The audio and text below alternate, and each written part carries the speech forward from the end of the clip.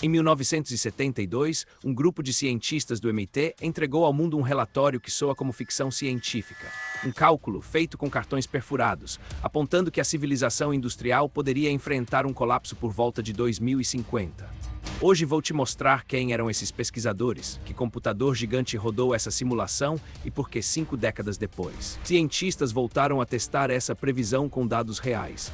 Prepare-se, porque o que parecia ficção pode estar mais perto do que imaginamos. A história começa em abril de 1968, dentro da Academia dos Linces, em Roma, uma das sociedades científicas mais antigas da Europa.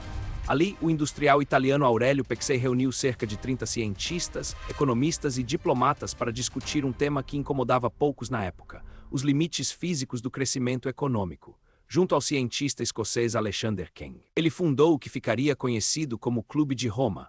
Nascia ali uma pergunta que moveria a próxima década de pesquisa: até onde o planeta aguenta crescer? Em 1970, o Clube de Roma decidiu transformar a preocupação em ciência exata e procurou o Massachusetts Institute of Technology.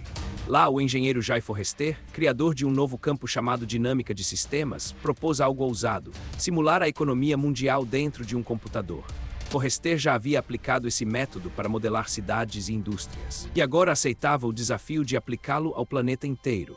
Foi o pontapé inicial de um projeto batizado de World 3. Para tocar o projeto no dia a dia, Forrester passou o comando a uma equipe jovem liderada pela bióloga Donella Meadows, ao lado do marido Dennis Meadows e dos pesquisadores Georgen Randers e William Behrens III. Durante 2 anos, esse grupo alimentou um computador com dados reais de população, indústria, poluição, alimento e recursos naturais.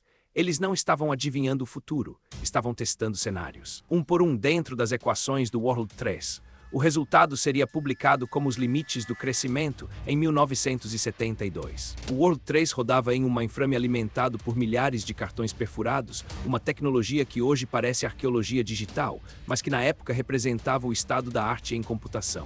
Cada cartão continha uma linha de dado e processar um único cenário podia levar horas. Ainda assim, foi suficiente para cruzar 5 variáveis centrais: crescimento populacional, produção industrial, poluição, produção de alimentos e esgotamento de recursos não renováveis. Essa combinação simples escondia implicações enormes. A simulação testava dezenas de cenários, mas um deles ficou conhecido como cenário padrão. Se o mundo mantivesse o ritmo de crescimento sem mudanças estruturais, a industrialização, a população e a poluição cresceriam de forma exponencial até colidir com os limites físicos do planeta. O modelo não apontava uma data exata de colapso, mas indicava um ponto de inflexão em algum momento do século 21. Foi esse gráfico, mais do que qualquer outro, que transformou um relatório técnico em símbolo de alerta global. Publicado em março de 1972, Os Limites do Crescimento vendeu milhões de cópias e foi traduzido para dezenas de idiomas, tornando-se um dos livros de ciência mais vendidos da história. Ele chegou às livrarias poucos meses antes da Conferência de Estocolmo, o primeiro grande encontro da ONU sobre meio ambiente, e ajudou a colocar o tema no centro do debate internacional. Pela primeira vez, um relatório técnico virava assunto de capa de revista e debate de jantar. Nem todos aplaudiram. Economistas renomados, incluindo vencedores do Prêmio Nobel, acusaram o estudo de ignorar a capacidade humana de inovar e criticaram o modelo por tratar a tecnologia como uma variável estática.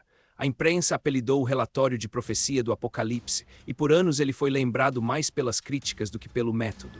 Ainda assim, o núcleo da proposta permanecia: recursos finitos não sustentam crescimento infinito, não importa quão otimista seja a previsão sobre novas tecnologias. Nas décadas seguintes, à medida que novas tecnologias agrícolas e petrolíferas adiavam os limites previstos, o relatório foi cada vez mais tratado como um erro histórico, quase uma piada acadêmica. Livros e artigos repetiam a ideia de que o Clube de Roma tinha errado feio ao prever escassez que nunca chegou. Poucos, porém, voltaram a abrir o modelo original para checar, dado por dado, o que ele realmente projetava para as décadas seguintes. Foi só em 2008 que o físico australiano Graham Turner, do CSIRO, decidiu comparar as previsões de 1972 com 30 anos de dados reais de população, produção industrial e poluição. O resultado surpreendeu a comunidade científica. Os números observados no mundo real seguiam de perto justamente o cenário padrão, aquele que projetava esgotamento de recursos e desaceleração econômica ao longo do século 21.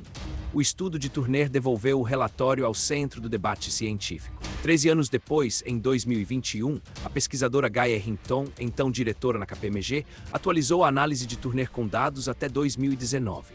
Sua conclusão, publicada em um artigo acadêmico e amplamente repercutida pela imprensa internacional, apontava que os indicadores globais continuavam alinhados ao mesmo cenário de desaceleração projetado décadas antes. Hinton foi cuidadosa ao afirmar que o modelo não previa um colapso repentino, mas sim um ponto de virada gradual na capacidade do planeta de sustentar o crescimento atual. A notícia viralizou sob manchetes alarmistas, muitas delas simplificando o estudo como uma nova previsão do fim do mundo.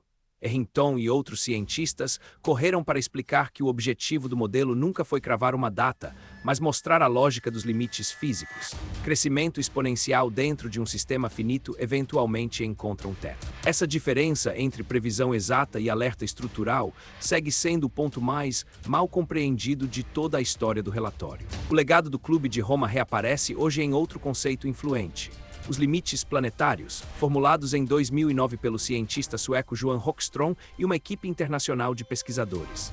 A ideia atualiza a lógica de 1972 com dados de clima, biodiversidade e ciclos químicos do planeta, mapeando quais fronteiras a humanidade já ultrapassou. É como se o alerta calculado em cartões perfurados, décadas atrás, tivesse ganhado uma versão mais precisa e mais urgente. O relatório de 1972 nunca teve a intenção de ser uma bola de cristal, e seus próprios autores insistiram nisso repetidas vezes ao longo dos anos.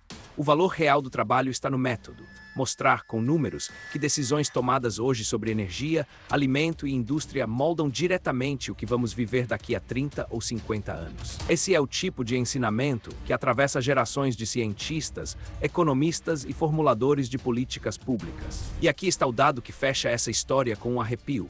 Passadas mais de 5 décadas, nenhuma atualização independente conseguiu descartar o cenário original de 1972. Turner em 2008 e Hinton em 2021 mediram o mundo real contra aquele modelo construído em cartões perfurados.